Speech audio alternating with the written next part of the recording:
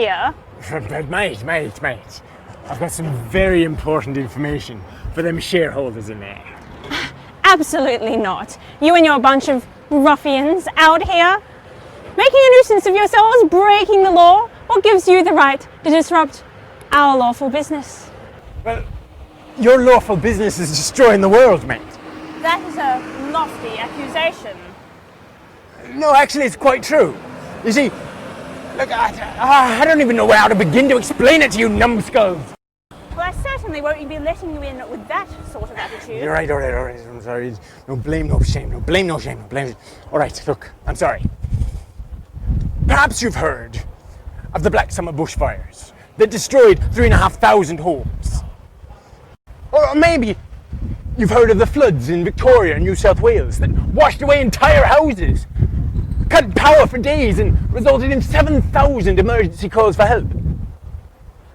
Or maybe you've heard of the big meeting that they had just a few days ago, where people from all around the world came together to talk about what they were going to do about this. Have you heard of that? Yes, but what has this got to do with my shareholders? Well, the main thing being talked about at this meeting was the fact that the scientists' predictions about the results of global warming are all proven to be correct. And these same scientists have said that there can be no new fossil fuel projects if we want to have a hope of a livable world. And yet, here you are, ready to build the biggest, most polluting fossil fuel project in Australia's history. The Scarborough gas project and the Burrup Hub. Look, I don't think you understand. We have run this ship since 1954. We're pioneers in our industry.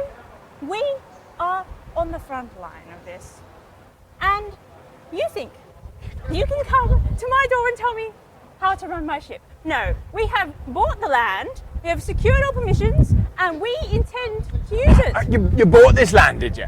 Bought it from who? This land be stolen, mate. You can't tell the likes of me that buying stolen goods doesn't implicate you. This land belongs to the traditional owners, and people like you have been destroying this land since our ancestors first sailed here.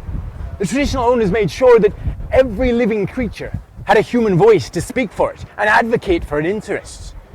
You know, I don't see you giving equal power and voice to those advocating for the preservation of sacred lands. That was a long time ago, and it was a tragic accident. We have since put policies in place that should protect significant sites. If you go ahead now, it's going to be destroyed. What about the oldest surviving image of a human face? That is rock art that will be destroyed if you go ahead with the Burrup Hub. Look, there's no guarantee that it will be destroyed. If you go ahead, it will be destroyed. You're not putting in place policies and procedures to protect it now, are you? There's no point researching a way of protecting something after it's been destroyed. Just like there's no reason for, driving the emergence of low-emission technologies when climate change is already here and is killing people. Look, what is the information for the shareholders?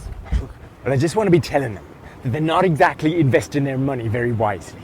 You see, in case you haven't noticed, the world's not in the market for oil and gas no more. Aye, they've moved on to the sales industry, just like your predecessor, Governor Peter Coleman. Dare you mention my previous captain? Oh, did I hit a sore spot? Oh, perhaps you're a little tender on account of the fact that he makes a few $1 million more than you. Gender equality and all. Right! I will not stand here and be insulted by the likes of you. Be on your way. Good day, sir. Well, if you won't listen to the truth, I'll have to write it where you and your shareholders will can't ignore it. No! God, seize him! Seize him! Take him away! No! It's just chalk.